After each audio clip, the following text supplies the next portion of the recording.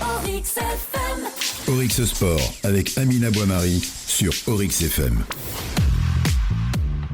Et oui, bienvenue à toutes et à tous pour ce 3e numéro d'Oryx Sport en compagnie de notre ami et consultant en football José Rodriguez. Bonjour. Bonjour Amina. Alors aujourd'hui nous allons notamment revenir sur évidemment la Coupe du Monde des U17 qui se poursuit sur les terrains d'Aspire, ce cœur battant de l'Académie de Doha. On fera également une halte sur la Ligue des champions d'Asie et les fortunes diverses des clubs et les représentants qatariens.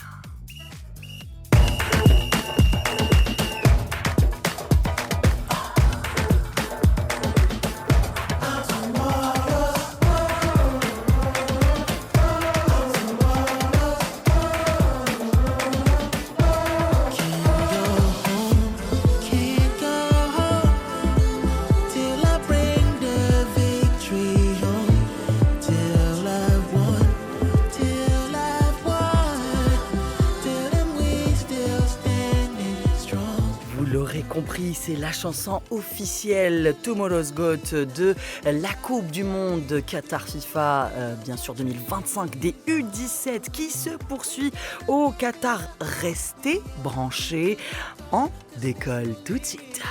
Oryx Sport avec Amina Boimari et José Rodriguez sur Oryx FM. Évidemment, on va revenir sur cette 3e journée de phase de poule, la dernière évidemment avant le coup d'envoi des 16e de finale avec des résultats divers, surtout à commencer par le Qatar, je dirais, qui a fini ses matchs par un match nul, voilà, un score nul, 0 partout face à la Bolivie. On va d'abord écouter Álvaro Mejía, le sélectionneur des jeunes Arabes, qui n'était pas déçu en tout cas des prestations de ses poulains, notamment après l'élimination. On l'écoute au micro de Fouad Ismaïl. Nous avons créé plusieurs occasions claires pour marquer. Nous avons tiré sur les buts, mais le gardien adverse était dans un grand jour. Je ne suis pas déçu de mon équipe. Les joueurs ont tout donné, que ce soit face à la Bolivie, ainsi que face à l'Italie et l'Afrique du Sud. Nous attendrons la fin de toutes les rencontres pour décider notre avenir avec cette jeune sélection. Voilà, donc c'était Álvaro Mejía, le sélectionneur national des U17. José, comment vous avez trouvé cette 3e journée de poule qui d'ailleurs se termine aujourd'hui à Doha?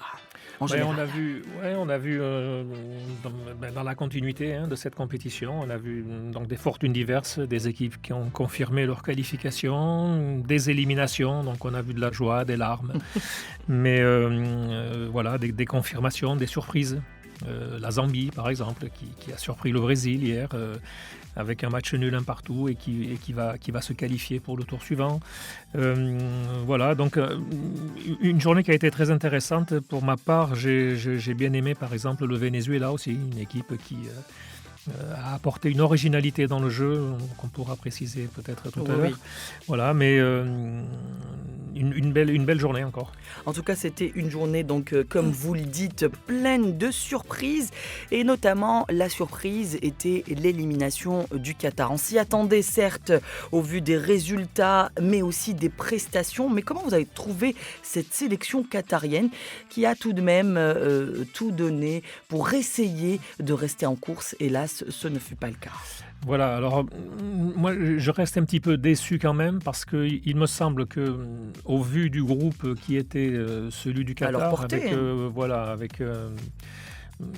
je pense que c'était réalisable. Ils avaient surtout contre la Bolivie, je pense que c'était un adversaire qui était à la mesure du Qatar. L'Italie et l'Afrique du Sud étaient peut-être un ton au-dessus, mais il y avait peut-être une possibilité, après le match nul encourageant contre l'Afrique du Sud, je pensais vraiment que contre la Bolivie, il y aurait vraiment une possibilité de victoire. Ça n'a pas été le cas. Ils ont espéré jusqu'au dernier moment, puisque avec 2 points, ils étaient encore un possible meilleur 3e. Mais avec la journée d'hier, voilà, le sort a été scellé. Et sur l'ensemble de la compétition, c'est un petit peu logique quand même, parce qu'ils ont marqué peu de buts. Ils se sont créés des situations, Oui. mais voilà, il faut marquer, il faut gagner des matchs et ils n'ont pas réussi. Alors qu'est-ce qui manque justement à cette sélection qatarienne pour arriver plus tard à rivaliser avec les meilleures équipes au monde? De toute façon, je pense que ce soit pour le Qatar ou même pour n'importe quelle sélection de cette Coupe du Monde du 17, il faut prendre ces compétitions-là comme des étapes dans la formation du joueur et pas comme une finalité. Parce que si la finalité, c'est d'être champion du monde U17 et puis ne pas s'intéresser à ce qui va se passer après, pour moi, est un manque dans la formation du jeune joueur. Donc, c'est des joueurs qui sont en formation. Une grande majorité de ces jeunes joueurs qataris sont à l'Académie Aspire, donc ils doivent travailler dans de bonnes conditions et il faut continuer de travailler. Et puis l'année prochaine, il y aura une nouvelle génération qui fera les U17, mais celle-ci va continuer. Il y aura des qualifications pour la Coupe du Monde U20, des tournois U23, et puis les meilleurs franchiront le cap pour atteindre l'équipe nationale A, mais d'ici là, la route est encore longue. Alors, vous avez parlé de déception tout à l'heure. Est-ce que vous êtes toujours déçu par rapport à ces joueurs? On en parlait au début de la compétition. On disait qu'ils pouvaient donc aller plus loin et pourquoi pas évoluer vers d'autres cieux. Est-ce que, à votre avis, ces joueurs-là ont montré qu'ils pouvaient justement avoir ce talent, ce petit plus pour aller plus loin? Je parle des Qatariens. Oui, alors il faut comme je vous le disais tout à l'heure, je pense qu'il y a encore beaucoup de travail, surtout sur l'aspect technique. On l'a vu face à des équipes comme l'Italie ou même l'Afrique du Sud, qui m'a vraiment surpris dans la gestion et dans la maîtrise technique. Voilà, on sent quand même qu'il y a un petit peu de retard par rapport à ces nations-là, mais il n'y a pas 50 solutions. Il faut continuer de travailler, de s'entraîner et puis de progresser. En tout cas, malgré l'élimination de cette équipe qatarienne des U17 juste après donc le premier tour, la sélection a pu acquérir une expérience précieuse à domicile lors de ce tournoi majeur, n'est-ce pas? On peut Oui, bien confirmer. sûr. Toutes les expériences sont bonnes et puis là, c'est déjà énorme. Avoir la chance de disputer une Coupe du Monde, c'est déjà très bien. Oryx Sport sur Oryx FM. Et un fait marquant et historique dans ce mondial, et oui, c'est peut-être un match qui ne se reproduira jamais dans un mondial des U17. 81 tirs et 16 buts marqués. Les lionceaux de l'Atlas, on parle des Marocains, battus au début par le Portugal 6-0, puis par le Japon également 2-0. Ils étaient quasiment éliminés. Ils devaient réaliser un exploit pour se qualifier. Voilà, le Maroc a pu le faire. Il a pu s'imposer très largement pour garder un mince espoir de qualification. On va d'abord écouter les réactions à chaud du sélectionneur des U17 marocain Nabil Baha au micro de Fouad Smaïl. Je pense que si on passe, la Coupe du Monde va commencer. Il va falloir que les joueurs prennent conscience que c'est plus une phase de groupe. Après, c'est un match, mais sur un match, tout est possible. Je pense que d'avoir marqué beaucoup de buts, notamment les attaquants, ça a été important de marquer pour eux, pour se lâcher, pour être positif. Ils avaient même envie d'en marquer plus. J'en ai vu quelques-uns qui étaient déçus parce qu'ils voulaient marquer 3, 4, 5. Mais bon, alhamdoulilah, ils ont ouvert leur compteur but dans cette Coupe du Monde. Je pense que même le score est historique, d'après ce qu'on m'a dit. Encore une performance des Marocains dans une compétition internationale. Alhamdoulilah, maintenant on va faire les comptes. Inch'Allah, qu'on passe ce premier tour. Il faut signaler que Nabil Baha, donc le sélectionneur des U17, avait parlé juste après donc la rencontre, avant que plusieurs matchs ne se déroulent et avant qu'on fasse les calculs évidemment. Ils sont finalement qualifiés à ce deuxième tour. Qu'est-ce qu'on peut dire de cette sélection marocaine? Elle était en face d'une sélection aussi qui n'était pas vraiment au top côté niveau. La Nouvelle-Calédonie qui fait ses premiers pas dans ce mondial, mais qui ont quand même tenu durant toute cette phase. Oui, bien sûr. Et puis, bon, on dit toujours, quand on gagne en marquant beaucoup de buts, on dit oui, l'adversaire était faible. Et puis quand on perd, on dit oui, mais on n'a pas été très bon. Donc, alors c'est vrai que le match, il y a un fait marquant dans le match, c'est l'expulsion très rapide de joueurs calédoniens qui se retrouvent à 9. Oui. Donc, mais bon, je suis quand même, moi je suis très content en fait pour cette équipe marocaine parce qu'on les avait très vite enterrés après les 2 premiers matchs, en oubliant qu'ils ont affronté quand même le champion d'Europe et le Japon qui est une des meilleure nation au niveau asiatique. On peut considérer que c'est la meilleure nation asiatique. Est-ce qu'on peut dire que ce groupe, c'était vraiment le groupe de la mort ? Ah, c'était un groupe qui était très compétitif, ça c'est sûr. Hein. Vraiment, il y avait de gros matchs à jouer là. Et donc, ils ont perdu contre le Japon et le Portugal, qui est champion d'Europe, ne l'oublions pas. Une très belle équipe. Donc, voilà, il faut accepter le fait que vous pouvez perdre contre deux nations comme ça. Ça peut arriver. Maintenant, je suis très content qu'ils aient réagi, mais j'avais déjà remarqué, j'ai vu lors de matchs contre le Portugal et le Japon, j'avais déjà remarqué qu'il y avait quand même du caractère dans cette équipe. Alors, ils n'ont pas eu de chance contre le Japon. Contre le Portugal, ils sont passés un peu à côté du match, mais on sent quand même qu'il y a du caractère. Voilà, il ne faut pas non plus trop exagérer. Il ne faut pas oublier que ce sont de jeunes joueurs qui sont dans une phase de formation. Comme je l'ai dit tout à l'heure, c'est une étape, cette Coupe du Monde. Ce n'est pas une finalité. Il ne faut pas les comparer trop vite aux joueurs de l'équipe A. Ce ne sont pas des joueurs professionnels miniatures. Ce sont des jeunes qui sont dans un processus de formation. Et donc, il faut leur laisser le temps. Et ils ont très bien réagi sur ce troisième match. Et là, comme le dit très bien le sélectionneur, maintenant, sur cette deuxième phase, à partir des 16e de finale, tout est possible. Parce que tout va se jouer sur un match, des éliminations directes. Donc, alors justement, à votre avis, comme Nabil vient de le dire, en ouvrant leur compteur but, à votre avis, ça va vraiment les aider pour aller de l'avant, parce que ce n'est pas un coup de chance, qualifier dans cette deuxième phase. Bien sûr, donc on le répète, ils étaient probablement dans le groupe le plus difficile. Donc voilà, et puis le fait d'avoir marqué beaucoup de buts a dû redonner de la confiance à ces jeunes joueurs et c'est très bien. Et je pense qu'à partir des 16e de finale, on va voir une autre sélection. Et moi, je dis attention au Maroc. Oryx Sport avec Amina Boimari et José Rodriguez sur Oryx FM. Attention également à une autre sélection africaine, celle du Sénégal, qui a validé son billet pour les 16e de finale après une nette victoire contre les Émirats Arabes Unis sur le score de 5-0. Une victoire synonyme de qualification, comme le dit Etienne Mendy, joueur sénégalais. Il le dit à Fouet Ismaïl. Nous sommes très contents pour cette victoire. C'est grâce à notre coéquipier et les coachs qui nous ont aidés et on a beaucoup travaillé sur ça. Et ça représente beaucoup pour nous. Parce que quand on gagne ce match, c'est pour la qualification directe, ce n'est pas pour les troisième places. Nous sommes très heureux pour jouer ce tournoi, parce que c'est une grande tournoi de ce monde, c'est cette compétition-là. Et on va faire mieux pour être à la finale. Voilà, donc le Sénégal se qualifie en tant que premier de la poule C. Il a 7 points en compagnie de la Croatie. Que pensez-vous de cette jeune formation sénégalaise ? Oui, alors une équipe très prometteuse avec beaucoup de potentiel, un potentiel athlétique impressionnant pour des jeunes joueurs à cet âge-là. Et puis un premier match assez équilibré contre une très bonne équipe de Croates. Oui. Et puis après, ils ont déroulé et le dernier match a été une formalité. Donc, facile. Oui, non, mais avec des principes, voilà, une équipe assez plaisante à regarder qui fait partie un petit peu de ces équipes surprises de cette Coupe du Monde U17.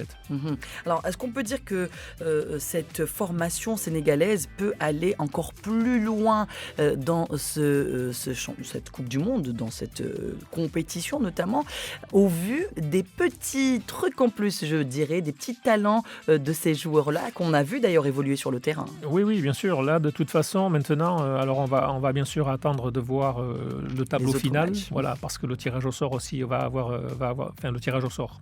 Le classement final des équipes exactement. Afin d'établir le tableau des 16e de finale n'est pas encore établi. Donc on va attendre que tout soit fait et voir qui ils vont affronter et surtout dans quelle partie de tableau ils vont être parce que ça va aussi avoir son importance. Affronter qui ? Premier, le deuxième, de l'autre groupe, le troisième aussi. Et puis voilà, et puis on est dans une configuration là où match à élimination directe. Donc bien sûr qu'ils ont une carte à jouer et ils vont être un sérieux candidat. En tout cas, je pense que ça va être une équipe difficile à battre.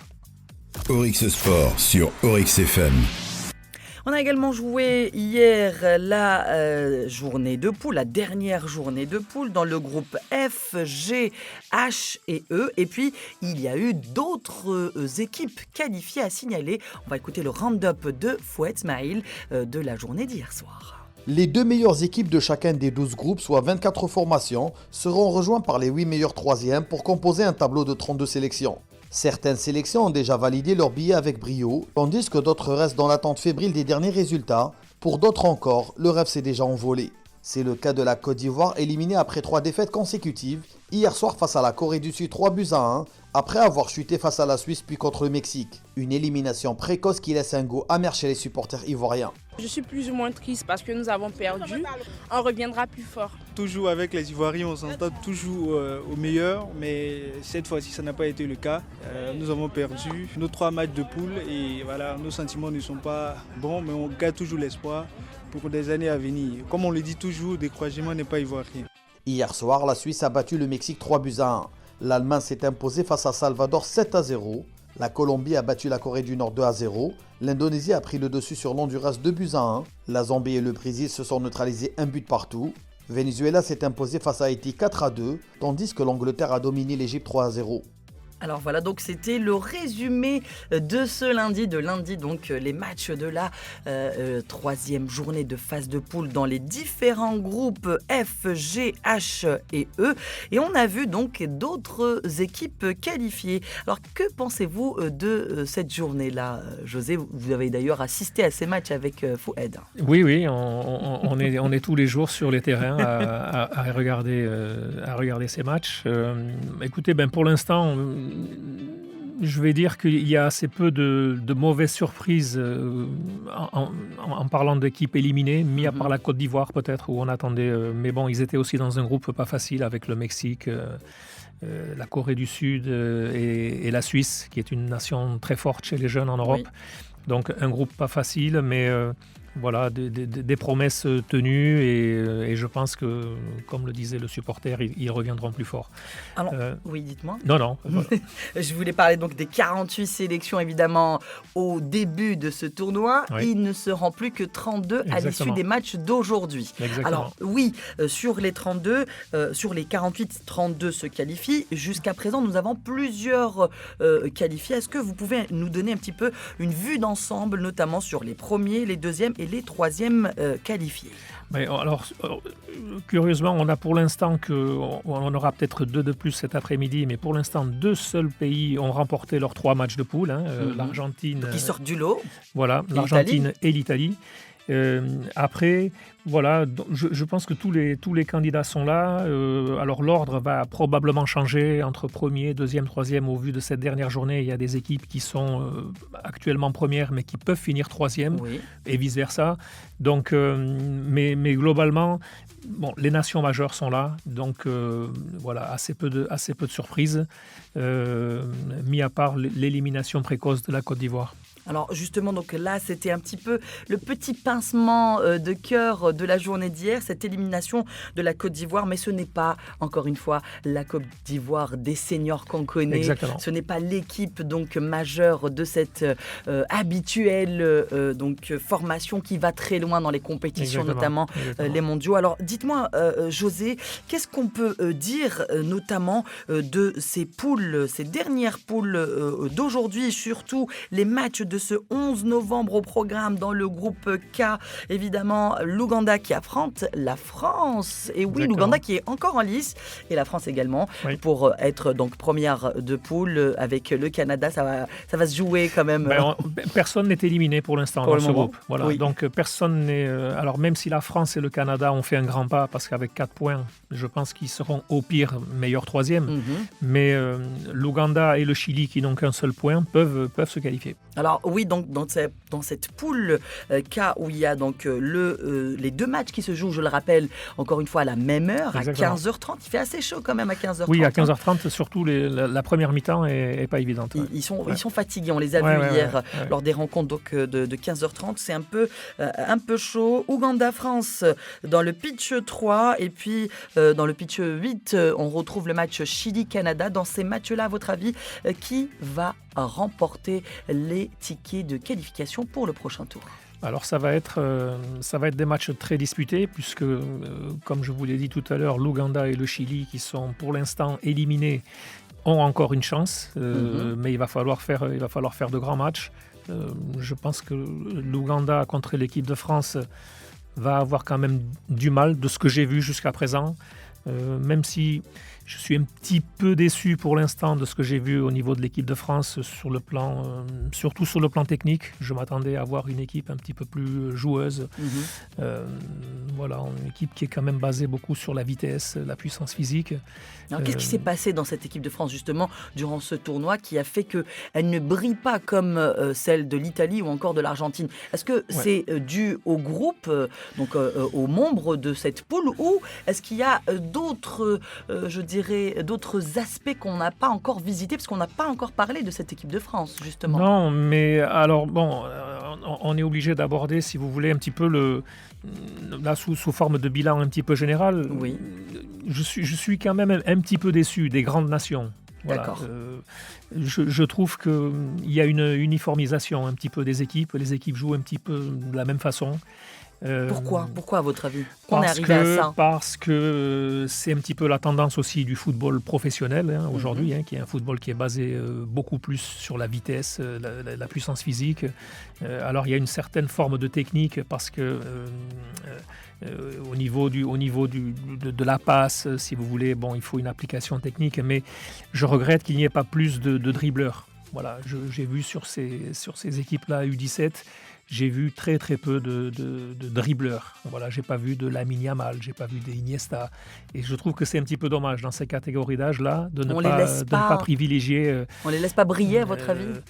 Je pense qu'il y a aussi le processus de recrutement des joueurs, où peut-être que par tradition, et je sais parce que je suis passé par ce système-là lorsque je travaillais au Girondins de Bordeaux en France, et lorsqu'on recrutait, on avait tendance à regarder un petit peu plus le gabarit du joueur que l'habileté avec le ballon, parce qu'on pensait qu'on pourrait les faire travailler, mais moi je pense qu'il y a une habilité qui est quand même les laisser au fait en freelance entre guillemets. Ouais, il faudrait privilégier un petit peu plus le freestyle à votre avis, la technique, laisser un petit peu plus le joueur s'exprimer, faire des erreurs parce que ça fait partie du processus de formation, mais ne pas trop les mettre dans une bulle. Oui, voilà, même une équipe comme le Brésil par exemple, je m'attendais à voir, et j'étais un petit peu déçu du Brésil. J'ai pas vu de joueurs très créatifs, de joueurs qui vous laissent vraiment avec une sensation de dire voilà, là il y a quelque chose de...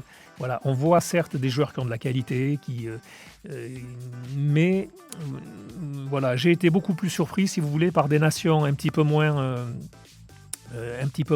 parlantes sur le plan international, notamment le Venezuela. J'ai beaucoup aimé hier, avec en plus une originalité dans le jeu. Ils ont un gardien de but qui joue très très haut et qui s'insère facilement dans le jeu, dans la construction du jeu de l'équipe. J'ai trouvé ça très intéressant.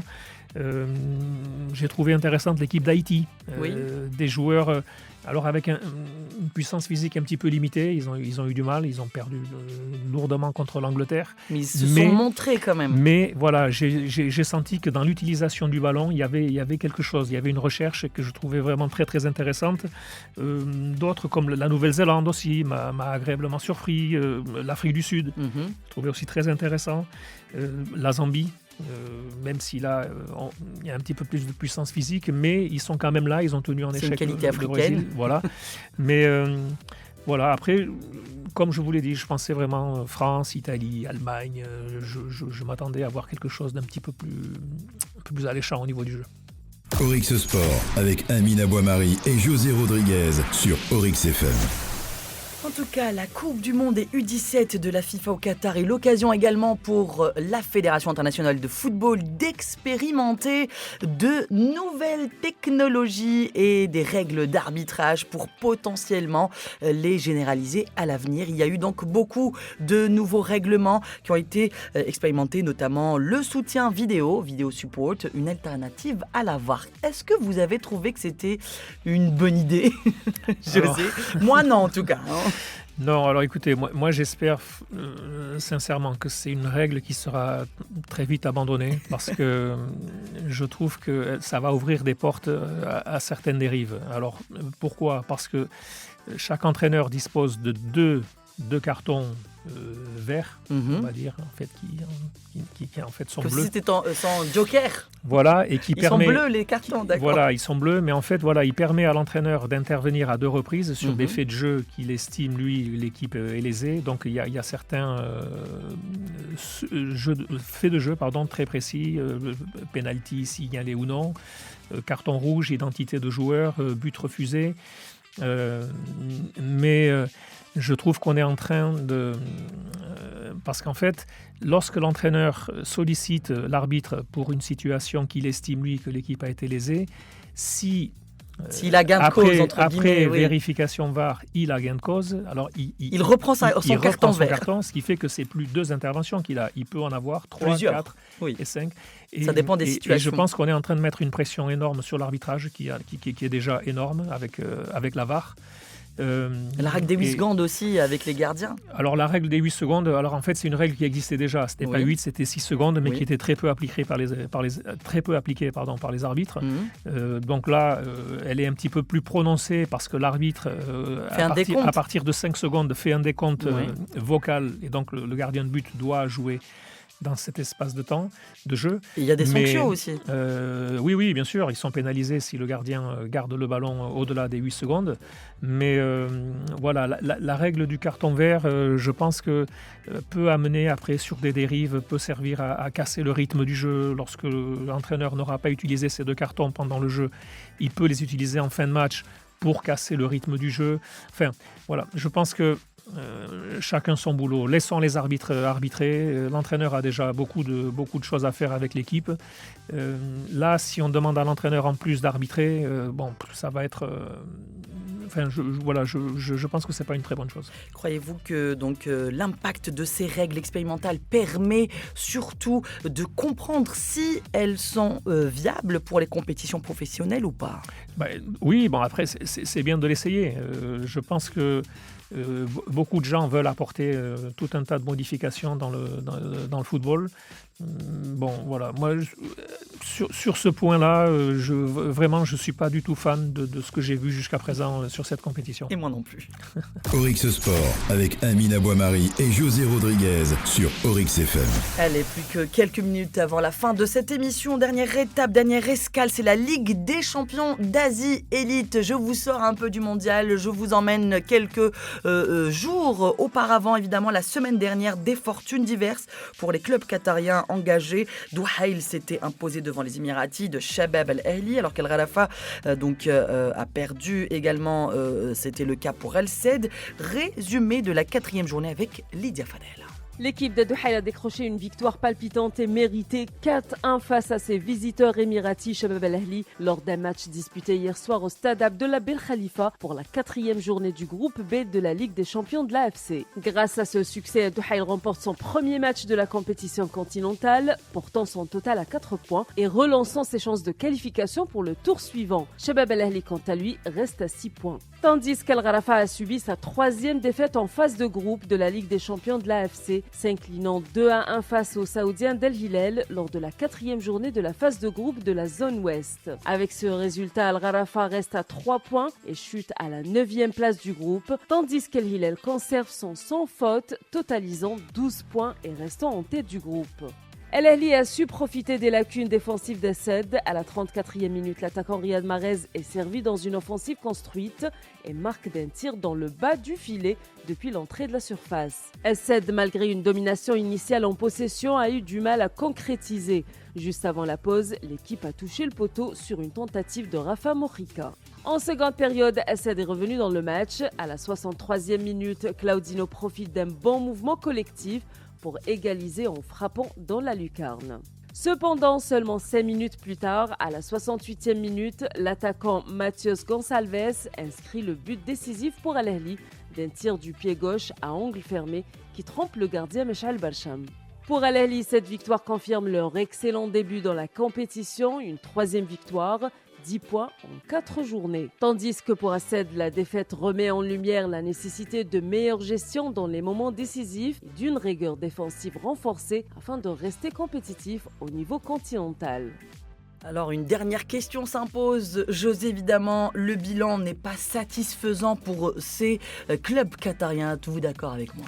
Oui, c'est sûr qu'on s'attendait à mieux, même si c'est une compétition qui est quand même très très relevée. Alors, c'est un avis personnel. Pour l'avoir vécu de l'intérieur lorsque j'étais à Al Sadd et que nous avions disputé la Champions League, je trouve que les clubs qataris sont quand même pénalisés lorsqu'ils jouent à domicile parce qu'il n'y a pas d'engouement, il y a peu de présence dans le stade et vous savez que c'est quelque chose qui est quand même très important pour les joueurs, surtout quand vous jouez des grands matchs contre Al Hilal ou Al Ahly.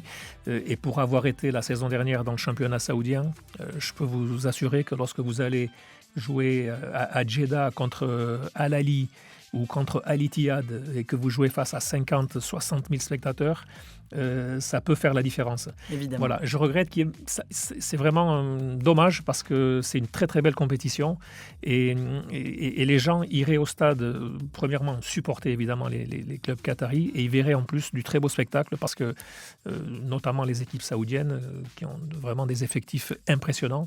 Donc voilà, si c'est un conseil que je peux donner aux gens, c'est aller supporter les clubs qataris en Champions League parce qu'en plus ils verront du grand football. Du beau spectacle en tout cas, voilà, la phase de la Ligue des Champions est loin d'être terminée.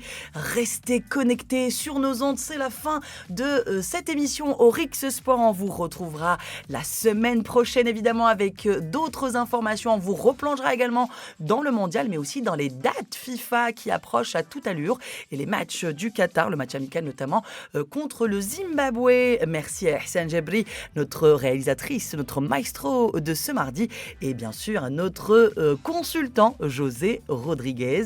Merci à vous, Amina. La semaine prochaine, n'est-ce pas, José ? Bien sûr. Allez, le rendez-vous est pris. Au revoir. Orix Sport, du foot plein les oreilles.